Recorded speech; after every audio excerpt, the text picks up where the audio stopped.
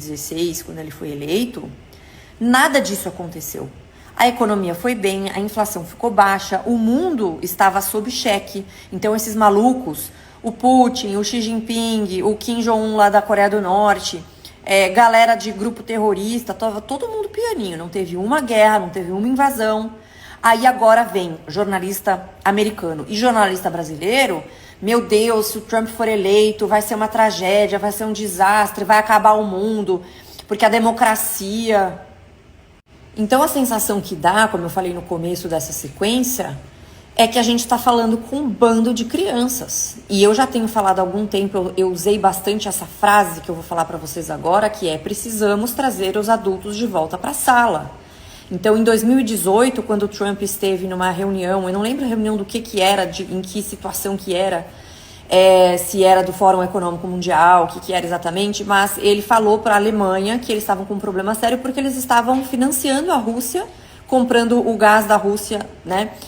E eles riram, e aí ele falou, a gente está sustentando, os Estados Unidos sustenta o gasto militar altíssimo da OTAN, e vocês brincando com fogo aí, dando poder pro Putin demais. E eles riram da cara dele, etc. E ele estava certo.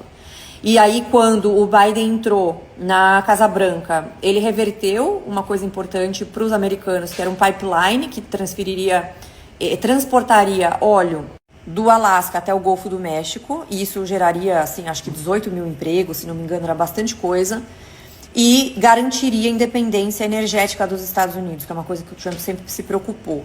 E durante o governo Biden, inclusive, eles chegaram a pensar em conversar com Venezuela, com Irã, que são inimigos dos Estados Unidos, inimigos da América, do American Way of Life, né? Odeiam os Estados Unidos com todas as forças, por conta de não ser mais independente energeticamente. E o Trump sempre achou isso importante. Então, muitas das coisas que riram dele no passado, ele estava certo. Durante esses 4 anos de Biden, houve diversos desastres geopolíticos. Eles saíram do Afeganistão correndo, deixaram um monte de arma lá, um valor absurdo em equipamentos, em armas de última geração. E aí entrou o Talibã de volta e a gente está vendo o que eles estão fazendo com as mulheres lá. Que quando você lê os comentários lá no Washington Post, parece que está falando delas nos Estados Unidos, mas ninguém fala das mulheres do Afeganistão, né? Teve a invasão da Ucrânia pela Rússia, teve o ataque do Hamas, e dentre várias outras coisas, assim, que provavelmente não aconteceriam sob a tutela do Trump, porque ele tinha ido até para a Coreia do Norte conversar com o Kim Jong-un na questão nuclear, que eles têm um poderio nuclear perigoso, então é importante que o presidente americano... E assim, gente, desculpa, mas os Estados Unidos atuam como polícia do mundo, você goste deles ou não. E o mundo livre, ele está muito calcado no quão forte é essa liderança dos Estados Unidos. E a liderança do Biden era fraca. Primeiro, porque ele ideologicamente é fraco. E segundo, porque ele não estava mais em condições de governar há bastante tempo, porque ele está muito velho e debilitado. E, honestamente, assim, tirando a ideologia de lado, que sacanagem que fizeram com o Biden, sabe? Se eu vejo o meu vô passando por uma situação dessa, humilhante, vexatória, a sua própria esposa, no caso a Jill Biden, ela empurrou ele muito para isso. E eles estavam falando, a mídia americana, mais progressista e esquerdista, falava que era fake news os vídeos que aparecia o Biden cumprimentando o vento, caindo da escada, que era deep fake. E depois eles trocaram a narrativa como se nada tivesse acontecido, na maior cara lavada. Isso aconteceu também com a questão da Kamala Harris, que ela foi nomeada como Border Czar, a czarina da fronteira.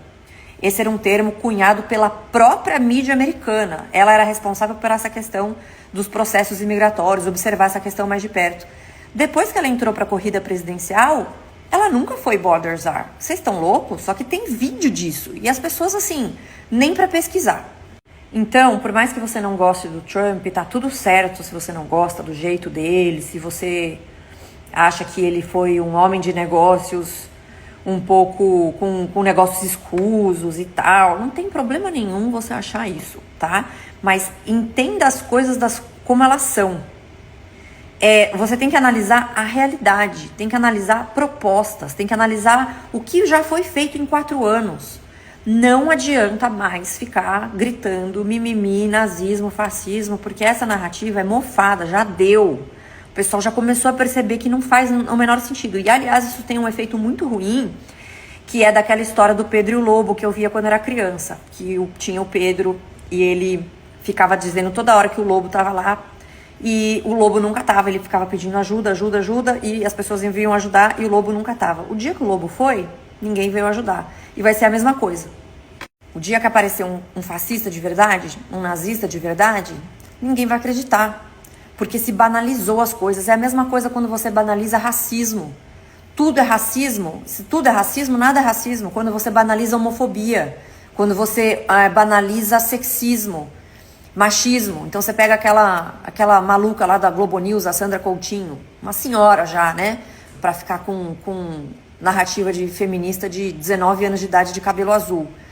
Falando de mansplaining e interrupting, porque ela não pode, imagina ela, Sandra Coutinho, pica das galáxias, não pode ser interrompida, não pode ter um homem falando com ela de igual para igual num diálogo, porque ela é mulher, ela não pode.